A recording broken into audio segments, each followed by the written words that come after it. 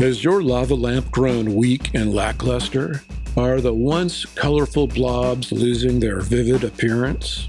Fortunately, there's a government program to help cover the cost of rejuvenating your lava lamp. Over time, lava lamps that are made with inferior materials tend to lose viscosity, and their beautiful colors start to fade. Diminished viscosity makes lava lamp blobs move less dynamically, forming boring shapes instead of putting on an exciting, unpredictable show. The federal government wants you to know that there's no need for you to throw away an underperforming lava lamp. Instead of recommending that you purchase a new lava lamp, government officials from the National Institute of Standards and Technology have a mandate to inform citizens that a more affordable option is available to keep the colorful blobs dancing vividly inside their small, transparent tanks. The NIST advocates that you take your ailing lava lamp to one of the many thousands of certified maintenance facilities in the United States. It may take anywhere from 3 to 5 hours to rejuvenate your lava lamp, depending on how degraded its condition is before you bring it in for maintenance. Low-income households may be eligible to receive grants to cover the cost of lava lamp rejuvenation. The government program to subsidize this rejuvenation process was spearheaded by President John F. Kennedy, who used to spend hours in the Oval Office, sitting in his rocking chair, staring at the beautiful, weird, colorful shapes.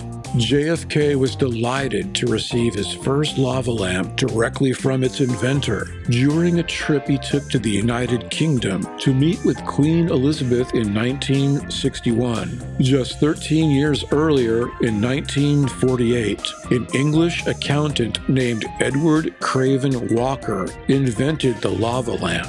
He called it the Astro globe.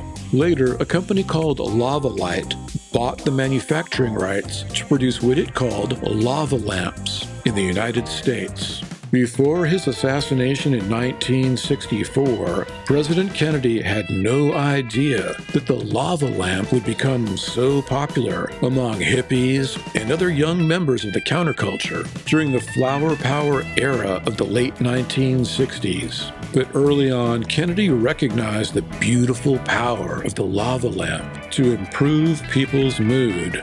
In the early 1960s, JFK frequently sat in a rocking chair to ease the pain caused by injuries he sustained as a lieutenant in the U.S. Navy during World War II.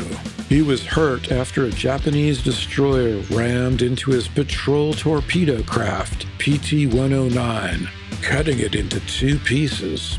Kennedy and his crew survived in the water for 15 hours and swam to an island in the South Pacific, where they remained for 4 days until being rescued by 2 native Solomon Islanders. He found that gazing at the gentle, flowing, colorful blobs of the lava lamp distracted him from the injuries, for which the military awarded him a Purple Heart Medal. That's why Kennedy urged members of Congress and the Senate to pass a bill authorizing grants and subsidies for people who are too poor to pay for lava lamp rejuvenation on their own. But in modern times, this legislation is not publicized very much. In most cases, all you have to do is show proof of income to your local lava lamp rejuvenation specialist, and they will process the government paperwork on your behalf for a subsidy or a grant, depending on what state you live in, to cover their costs to restore the lamp to its colorful glory. Some people use the money they save because of subsidized lava lamp rejuvenation to purchase their own wooden rocking chair to sit in while gazing at colorful, ever-shifting blobs. In honor of John F. Kennedy's wartime heroism and his preferred method of relaxation, aside from spending time with Marilyn Monroe.